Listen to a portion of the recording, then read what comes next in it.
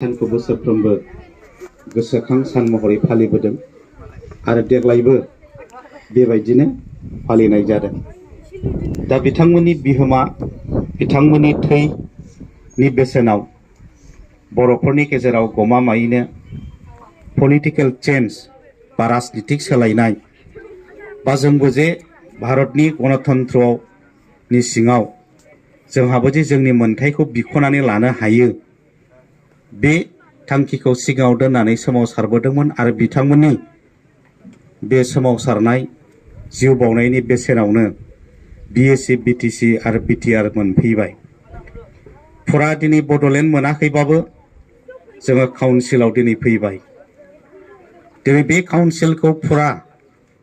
आसामनिफ्राय बुखावनानै separate state खालामनांगौबा जोंनो मोननै साबजेक्टल' आद्रा दंसै। बे मोननै साबजेक्टखौ गाबोन भारत सरकारा जोंनो होयोब्लानो बियो फुल फ्लेजेड स्टेट जानो गोरलैसै। बे जाबाय जोंनो हम पावार होआखै, पुलिस पावार होआखै, गुबुन मोनसे फाइनान्स पावार होआखै। बे मोननै पावारखौ मोनोब्लानो बिटिआरआ दिनै फुल फ्लेजेड मोनसे सेपारेट स्टेट।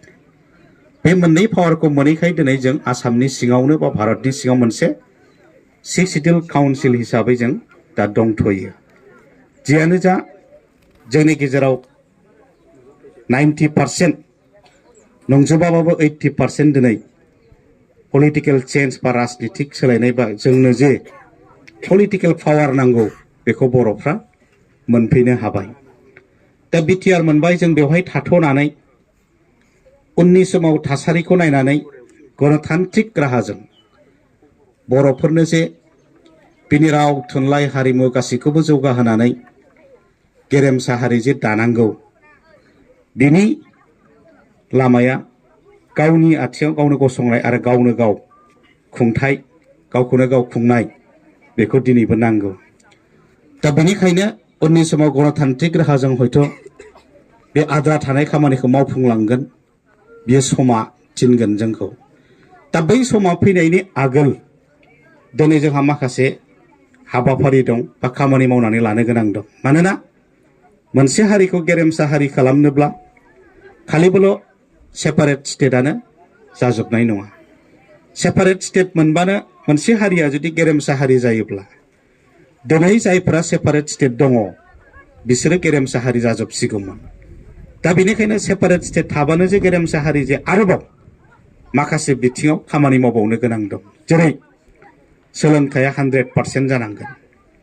जोंनि सोलोंथाइया दासिम 100% जानो हायाखै। एबसुनि सेन्सास बायदियै हयथ' दासिम 40%आवनो थाबथानानै दं। बेबो लिरनो आरो फरायनो रोंनायखौ लानानैसो। दा जों गोजौ सोलोंथाइ लानो हायाखै, गोजौ सोलोंथाइया जोंनि थाखाय थोजासे जायाखै। बे बिथिङाव आरोबाव खामानि मावनो, आरोबाव जौगाबावनायनि जोबोद गोनांथि दङ। समाज बिथिंखौ नायदो, एसे आगोलाव बुंबाय, जाय दुलाराय बर' फरायसा आफादा गुबुन गुबुन माहारियारि आफादफोरखौ बा सरखारि प्रखाखनखौबो आखायाव लाफानानै जे फुजा मेलायाव जौ जुवा होनो मोना,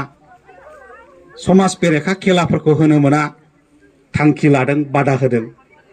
दा मानसियाव मेला जादों, बिनि खोथाखौ रायखांदों। दा बेहाय जों प्रेक्टिकेल नुनानै फैदों। आं मोनसे राजनितिक हान्जानि दा जिल्लानि आफादगिरि जानायखाय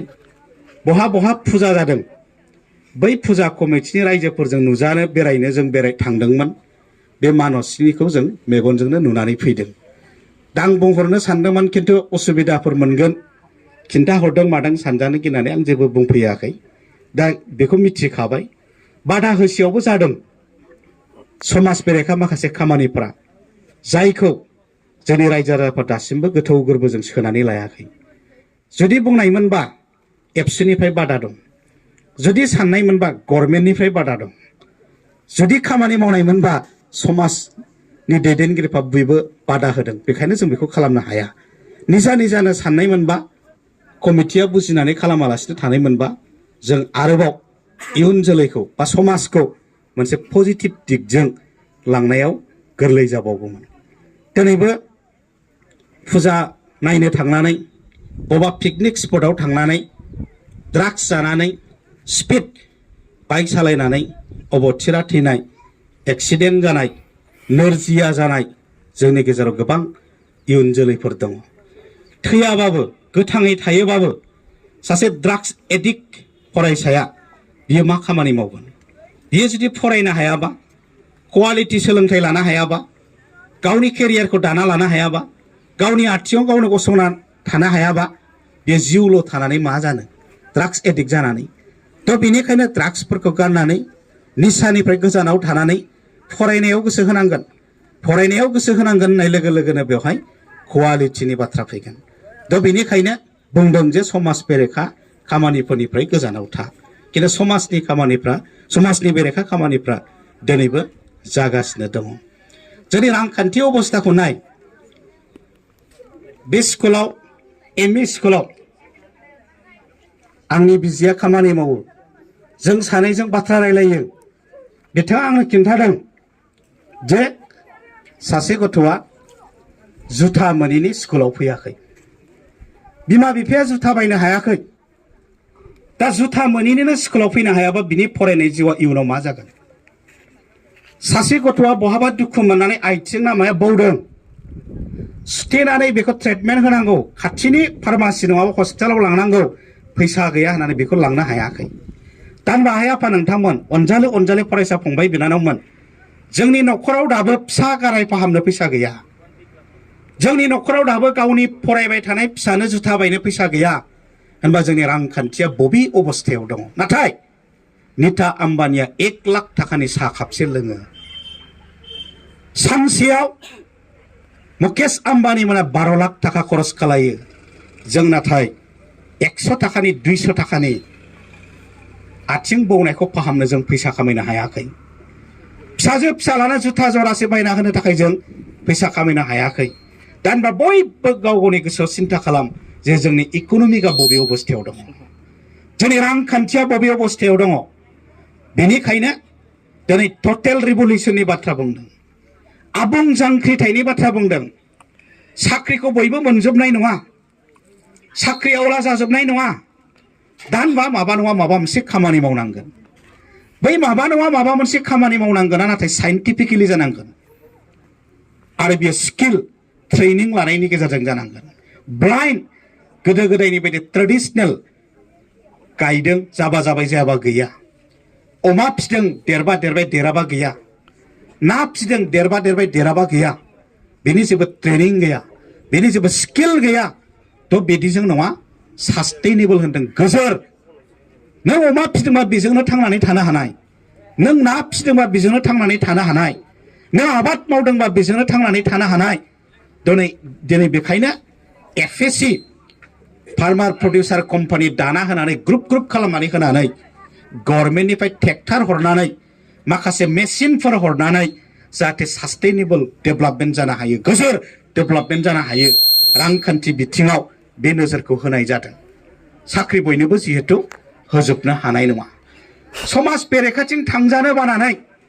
फंबायमोन बिनानावमोनखौ फिल्डआव लाबोनो नागिरदों फुटबलनि फिल्डआव भलिबलनि फिल्डआव फै ड्राग्स जानायखौ दोन बेरायलाबायनायखौ दोन फुजा बेरायनायखौ दोन फोथाराव बल गेलेनो फै दिनै फुटबलनि एक्टिभिटिस खालामनाय जादों गभर्नमेन्ट साइडनिफ्राय कनस्ट्राक्टिभलि